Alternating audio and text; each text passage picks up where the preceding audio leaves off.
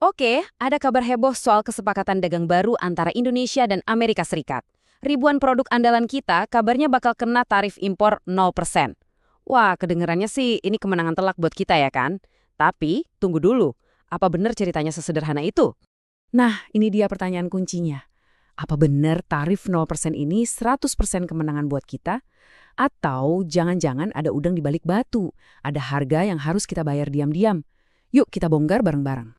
Oke, pertama-tama, mari kita lihat sisi positifnya. Kenapa kesepakatan ini, kalau kita lihat di atas kertas, kelihatannya untung banget? Angka-angkanya, jujur aja, emang bikin kita optimis. Perhatiin deh angka ini. Ini penting banget. Bahkan sebelum ada kesepakatan tarif 0% ini, di tahun 2025 aja kita udah surplus besar dari Amerika. Hampir 700 triliun rupiah. Artinya, nilai ekspor kita ke sana jauh lebih besar daripada impor kita dari sana. Ini posisi tawar yang kuat banget. Nah, salah satu jagoan utamanya, ya ini, minyak sawit. Kita itu bisa dibilang rajanya pasar sawit di Amerika.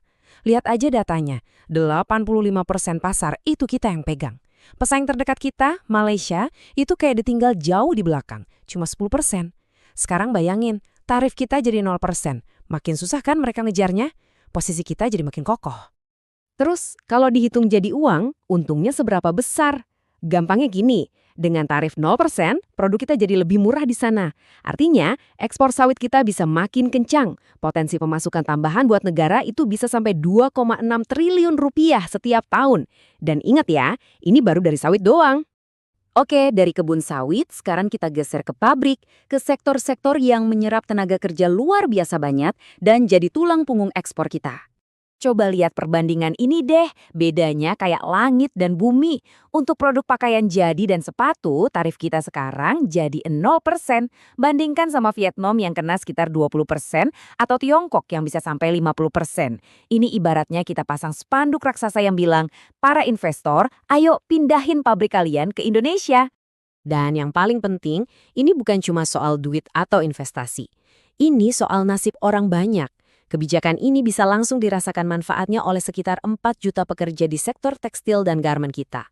Kalau kita hitung sama keluarga mereka, puluhan juta orang bisa ikut merasakan dampak positifnya. Tapi, pas kita lagi senang-senangnya menghitung untung, tiba-tiba ada plot twist. Muncul sebuah putusan dari Mahkamah Agung Amerika Serikat yang langsung mengubah total peta permainan. Semuanya jadi serba tidak pasti. Pemerintah kita, lewat Menko Perekonomian, langsung kasih sinyal. Pernyataannya, siap dengan berbagai senario. Kalau kita baca di antara baris, ini artinya, oke, kami tahu ini belum selesai. Negosiasi babak kedua baru akan dimulai. Biar kebayang situasinya serumit apa, coba lihat urutan waktunya. Perjanjiannya baru aja ditekan tanggal 20 Februari. Besoknya, tanggal 21, Mahkamah Agung AS justru membatalkan landasan kebijakan tarif yang jadi dasar kesepakatan itu. Akibatnya, kita sekarang cuma punya waktu 60 hari buat nego ulang, sementara ada ancaman tarif global 10% dari Amerika yang menggantung di atas kepala kita. Jadi apa jurus Indonesia sekarang? Jelas banget. Prioritas nomor satunya adalah mempertahankan tarif 0% untuk semua produk andalan yang sudah kita sepakati tadi, terutama untuk kopi, kakao, sawit, tekstil, alas kaki, dan komponen elektronik. Intinya, kita minta perlakuan khusus, bahkan kalau negara-negara lain nanti kena tarif 10%. Itu baru di atas kertas. Tapi, bagaimana dampak aslinya ke rantai pasok dan persaingan harga di pasar lokal? Kita akan bedah efek dominonya di segmen selanjutnya. Oke, kita lanjut lagi ya pembahasannya. Di bagian pertama kan kita udah lihat tuh dasar-dasar perjanjiannya. Nah, sekarang kita bedah nih efek dominonya. Jadi apa sih yang sebenarnya kejadian pas tarif impor tiba-tiba jadi 0%? Oke, domino pertama yang jatuh itu langsung bikin geger panggung global. Yuk kita intip gimana reaksi para pesaing utama Indonesia begitu kena gempa kebijakan ini. Nah, ini dia nih, biang keladinya. Coba deh bayangin, Vietnam kena tarif 20%, Cina malah 50%, sementara produk kita 0%. Lewat aja gitu, bebas hambatan. Artinya apa? Baju atau sepatu buatan Indonesia yang dijual di Amerika, harganya bisa jadi jauh lebih murah. Jauh lebih menarik dibanding produk dari negara tetangga. Kebayangkan untungnya? Coba kita lihat sektor kelapa sawit deh. Ini gila loh. Bahkan sebelum ada deal tarif 0% ini, kita itu udah jadi raja. Udah menguasai 85% pasar di Amerika. Malaysia yang katanya pesaing terdekat, itu cuma kebagian 10%. Jauh banget kan? Nah, dengan deal ini, posisi kita yang udah dominan ini bakal makin gak tergoyahkan. Nah, gara-gara tarif 0% ini, para analis tuh udah memprediksi kalau celahnya bakal makin lebar. Potensi pendapatan kita bisa nambah sampai 2,6 triliun rupiah. Di sisi lain, yaitu tadi, para pesaing kita seperti yang disebut di sumbernya bisa-bisa menangis darah. Ya iyalah, pangsa pasar mereka terancam habis. Oke, itu tadi efek keluar ya. Tapi jangan salah, efeknya nggak berhenti di situ. Domino kedua jatuhnya di dalam negeri. Dan ini bisa menciptakan ledakan buat industri lokal kita. Contoh paling jelas, industri tekstil dan garmen. Ini salah satu pemenang terbesarnya. Bayangin, ada 4 juta pekerja di sektor ini yang potensinya bisa ikut merasakan untungnya. 4 juta orang loh, itu kayak penduduk satu provinsi besar dapat durian runtuh.